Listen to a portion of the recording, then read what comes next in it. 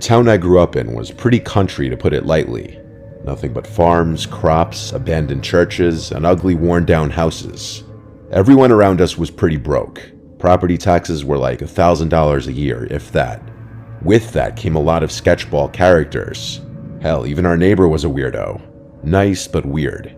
We weren't well off ourselves, but things at least got a little better for my family when my siblings and I were old enough to work too. When this app Hot or Not was still a thing many years back, I matched this girl Kelly, who I started seeing for a while. We matched in late summertime, and we were seeing each other through September already. This was early October. Kelly and I were looking for a nice, cheap date to go on. Really, there wasn't much to do around there. We've gone on hikes, explored, and gotten food. Not much else going on.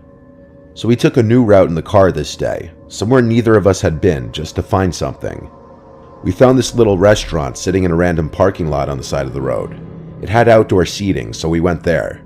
It was a warm, cloudy day when we arrived and got seated at a table outside the restaurant. We were there for 45 minutes to an hour, and after leaving, it grew noticeably foggy out. We continued to drive down this route we'd never been down before. A really desolate road with just open fields and farmland on either side, with occasional patches of trees and woods. Then we passed something different. It was a sign for a pumpkin patch, only it was a very cheaply made sign. It wasn't some big billboard or anything like that. It was a wooden picket sign that said "Pumpkin picking this way," and an arrow pointing to the right. Right behind the sign was a dirt driveway cutting through the field. Through the fog, we saw a house that the driveway led to. So a spur-of-the-moment decision, we both agreed we wanted to check it out because why not? I drove off the road down the driveway, and we passed the house into this back area which was covered by trees in two directions, the left side and the far back side. Tucked between the house and woods was this big pumpkin patch. It was a genuine pumpkin farm, and we saw at least 200 pumpkins scattered all over the place, and that was just what the fog allowed us to see. We parked next to this old jalopy of a pickup truck, the only other vehicle visible on the property. We noticed an older couple sitting on the back deck of the house. As we got out, the two of them got up and greeted us. I said we're here for the pumpkin picking, and the old woman said with a smile, "Welcome, pick anything you'd like." I asked her how much it would be for a pumpkin, and the old woman said it's free. We were surprised. The fog was acting as a sort of barrier, so we couldn't clearly see the two. It was a little creepy. But I could still tell that it looked like the old man was smiling at Kelly. His smile was very gummy, it was kind of gross. We both said thank you and started walking into the pumpkin patch. A lot of the pumpkins were on the smaller side, or mushy and just not very attractive. The ground was also kind of wet from the fog, I guess, and some of the pumpkins felt wet and muddy too. It was hard to find a really nice one, but eventually we did find one. I picked up this big, healthy-looking pumpkin. It was heavy. I brought it over to the back deck where the old couple just was. They weren't there anymore. I asked Kelly if we should just leave. She said probably. It really felt like we were clear to leave since we already thanked the couple and they made it clear they were free. So we got back in the car and I started doing a 3-point turn on the dirt driveway to leave when we heard someone yelling outside. We both got startled and turned to face the house, where we saw a middle-aged man in a cap yelling, "Hey, stop." I lowered the window, and he put his face through the window and yelled, "What the hell are y'all doing? I'm calling 911. I said, "What did we do?" And he said, "Put that pumpkin back right now." Kelly and I, talking over each other, both tried to explain to the man that the older couple told us to take whatever we wanted. I assumed they were his parents. The man said, "What older couple? What are you talking about?" I replied, "Are your parents also here?" He said, "I ain't got no parents." Kelly and I, both equally confused, looked at each other. I said, "Sir, there was an older couple sitting on your back deck 10 minutes ago, and they told us to take whatever we wanted." The man said, "There ain't no older couples here." He asked where the pumpkin is. I told him in the back. I unlocked the door and he grabbed the pumpkin. He said if we ever came back here, he'd shoot us, and then he spit at the ground and walked back to his house. I drove us out of there. We were as confused as could be. We considered the idea that maybe it was a joke, but that would be a real sick joke. I made a joke saying, "What if there were ghosts?" And Kelly said stop, clearly freaked out. But then I got the chills myself as I thought about what I just said. There was silence in the car for a few seconds, and I know we both pondered that idea. Out of curiosity, One day my 2 siblings went to that pumpkin farm to go pumpkin picking. They bought a pumpkin from the guy we saw, and they probed him a bit, asking about the farm and if the man lives there with anyone. The man said he lives there alone. This was unsettling to hear. It truly to this day doesn't make a lick of sense. Could the man have been lying about the older couple being there? I don't know. Possibly, but why? The scarier question is, what if he wasn't lying, and he truly does live alone? Then who were those people?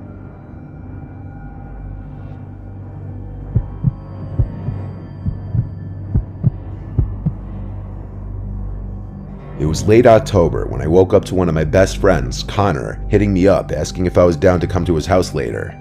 It was a Saturday afternoon and I was in high school at the time, so I spent most of my weekends with friends. Connor's parents were out of town for the weekend, and he was home alone with one of his older sisters, whom I'll just call Chantel. She was supposedly watching him the entire weekend. With that information, I knew he was just asking me to come over and party. Again, I didn't have any work responsibilities to worry about at the time, so I agreed to the idea and headed over to his house. When I got to his house, we played some Call of Duty on his family room's couch for a few hours, talking about school, sports, girls, and whatever else we cared about at the time. Eventually, he brought up the idea of going to a Halloween party in his neighborhood that a bunch of people from our high school were going to. At first, I was a bit hesitant of the idea, but after some convincing, I was down to go. I'm not introverted or anything, I just wasn't feeling like partying that night, but Connor was dying to go, so trying to be a good friend, I agreed to go. I asked him about getting some kind of costume, and he had 2 security staff shirts that we could just throw on and use as the bare minimum of a Halloween costume. We continued to play on Xbox for a few more hours until 10:30 rolled around. Connor ran upstairs to Chantel's room, telling her we were going as if she cared. Then we threw on our shirts and headed out. After a quick 5-minute walk, we pulled up to a Halloween decorated house where we could hear the music blaring from inside. We walked past the decorations and through the door where we were slammed with the loud music we heard outside. The place was packed with maybe 70 other high school kids raving and just talking in groups throughout the house. It was your average high school party. A few minutes later, I'd already lost Connor as I was pulled aside by Lino, one of my baseball teammates who I'd hardly seen at all that year. He sat me down on a couch in a circle with some of my other friends and teammates. We continued to talk for a couple hours, laughing at dumb memories brought up in conversation and partaking in activities that normally go down at parties. At this point in the night, I was feeling tired and completely out of it. I knew it was time for me to go home and get some rest for the night. I looked through the party for Connor, where he was flirting with a girl in the corner of the kitchen. As I accidentally interrupted his conversation, I asked him if it was cool for me to go back to his house and sleep. He agreed and said he was going to stay for a little longer, but the girl he was talking to asked if I could go get some drinks from the basement. I agreed to do so after realizing I completely interrupted their deep conversation. It was the least I could do. It didn't take me long to find the basement, as I opened the door and headed down the dimly lit stairs. I stumbled down the last few steps and fell into the fridge.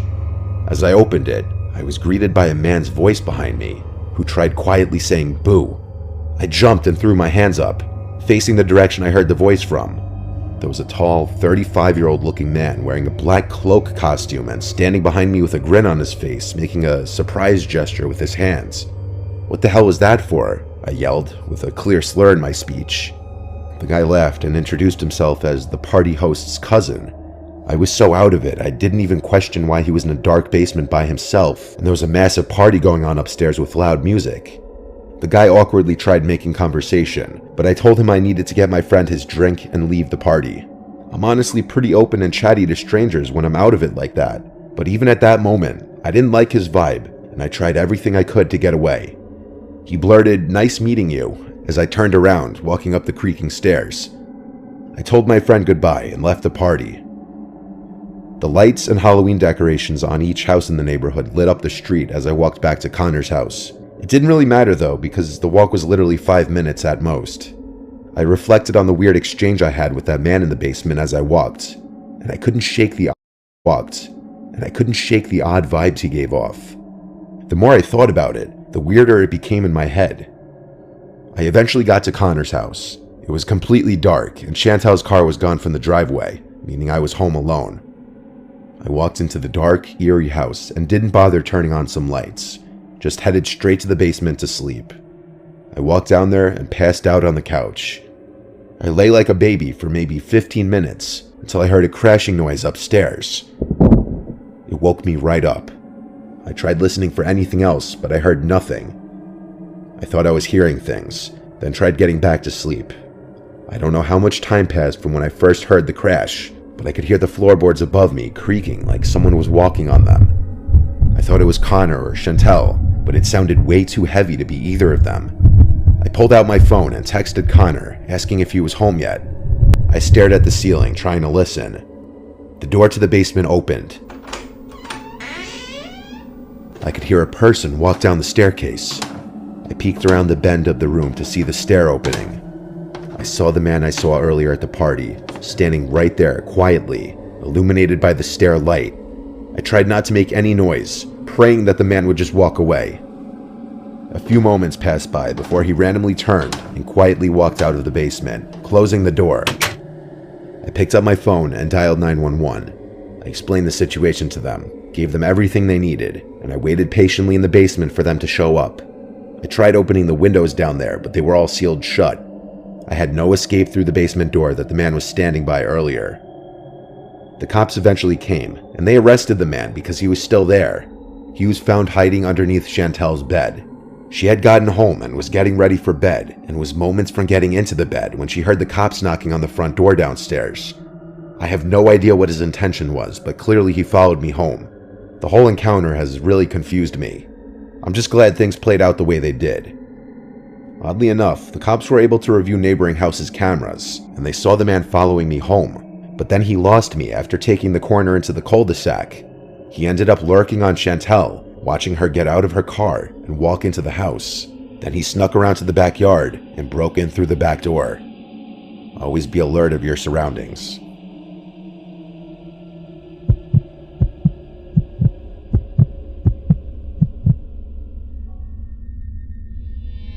It was the middle of October. The leaves were just starting to change to that beautiful mix of orange and yellow. My wife Courtney and I are a gay couple. We've been married for 2 years now. We wanted to take advantage of the fall foliage and go to the Catskill Mountains in New York. We booked an Airbnb by Overlook Mountain, a popular hiking destination. We booked an Airbnb by Overlook Mountain, a popular hiking destination. We're avid hikers, so we go all over the country to explore national parks and famous hiking destinations. This was our third time going to Catskill, New York. The owner of the Airbnb was an adorable-looking sweet woman who was definitely in her 50s or 60s. Out of respect, I'll just name her Kathy. Kathy was very easy to work with and very responsive. She had the key to the little house hidden in a code-locked mailbox, and she gave me the code. Inside was a very rustic and cabiny type of feel, with wooden walls and floors, but bright-colored rugs to cover the wood floors. It was well kept and nice, spacious enough for 2 people. Outside was woods in all directions. There was a shed converted to a little clubhouse outside, with a pool table and dartboard and a bunch of things hung on the walls. We drove to the base of the Overlook Mountain Trail, and there were some people around. Not many, but a few. As we were ascending the mountain on foot, we'd pass occasional hikers on their way down. Eventually, we sat on a big rock overlooking an amazing cliff view, just admiring for a while. Eventually, we heard a footstep crunching a leaf behind us. We turned around and saw a woman by herself, leaning on a tree. She was like 55 or something. She was clearly looking at us until we turned and saw her. Then she awkwardly looked away. I would have otherwise said hi, but she made it weird. We just ignored it, until randomly we heard her say hi. So we turned again and saw she was looking at us. We said hi back. Then she asked where we're from. From here, we just got into a seemingly normal conversation with her. She said her name was Melinda, and she was from the area. She asked where we're staying, offering her knowledge of the area to suggest places to check out. I told her right up the road at an Airbnb. She suggested some places to go, and then the conversation kind of died off from there. Courtney and I said, well, it was nice meeting you, as we now started descending the trail back towards the car. Weirdly, we noticed the Melinda lady was now also heading down as well, but she was keeping a bit of a distance, not within earshot. We found a spot to rest on the way down for a minute, and we noticed Melinda seemed to stop too at the same time. She was still out of earshot. This was weird. We felt like she was following us, so we decided to just stay put and wait her out, see if she'd move. After a while, she finally did continue making her way down, past us. She looked at us and smiled and said okay as she walked past us. We waited till she was out of sight before we continued hiking down. We got back to the parking area a while later, and from there we went straight back to the Airbnb right up the road. We were exhausted, so we took a nap. Then we went out to eat at this place called Garden Cafe, which was highly rated. After that, it was pitch black out, so we went back to the Airbnb with plans to just cuddle up and watch movies. We had a long day of hiking, so we were going to sleep good. There was only a TV in the living room, but it was set up to have Netflix and everything, so we found a good movie to watch and put it on. We were so tired that we started drifting off to sleep halfway through the movie. I noticed Courtney was completely knocked out, and I was following suit, when suddenly, I was immediately snapped back awake to the sound of knocks at the door. We were in the middle of the woods. Knocks at the door were a huge concern. Nobody should be here. There was no peephole in the door. I couldn't check who was there. All the blinds were closed, and I wasn't going to dare peeking out of one of them. I shook Courtney awake and told her someone's at the door. I muted the TV, and we waited for a second set of knocks that came only seconds later. We both agreed there's no shot we were opening the door. It was still early, like 9 o'clock, so I texted Kathy asking if she was at the door. There was then a knock at the window, and a woman's voice on the other side asking if someone in there. Courtney and I were now freaked out. I'd say we were in a panic. Knocking on a stranger's window is not a normal thing somebody does. What happened next was even more disturbing. We heard the person trying to lift open the window. Thankfully, it was locked. Kathy was calling me now. I showed Courtney and she said maybe it is her outside, that's why she's calling. I picked up in a low voice, and Kathy on the other end told me she was at home, and she asked who was outside. When I told her what's happening, she sounded confused and concerned.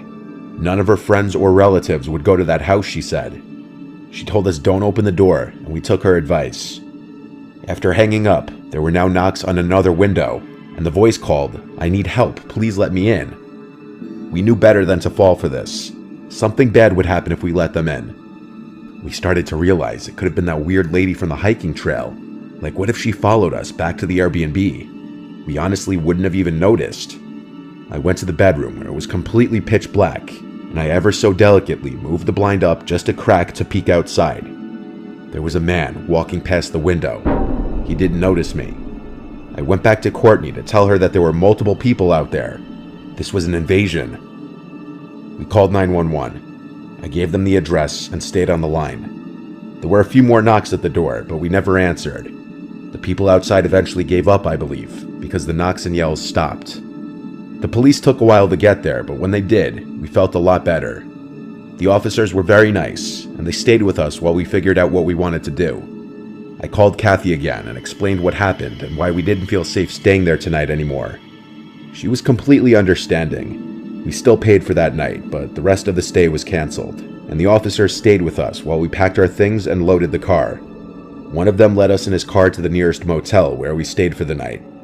Given the circumstances, we drove home the next day because, honestly, we just didn't want to be in the area after that. We think this was some kind of group that was looking for easy targets to abduct and may have been using a woman as some kind of scout to gain their trust, and they saw two young women by themselves, so they tried to target us. For future hikes, we've started to bring pepper spray with us just as a form of self-defense.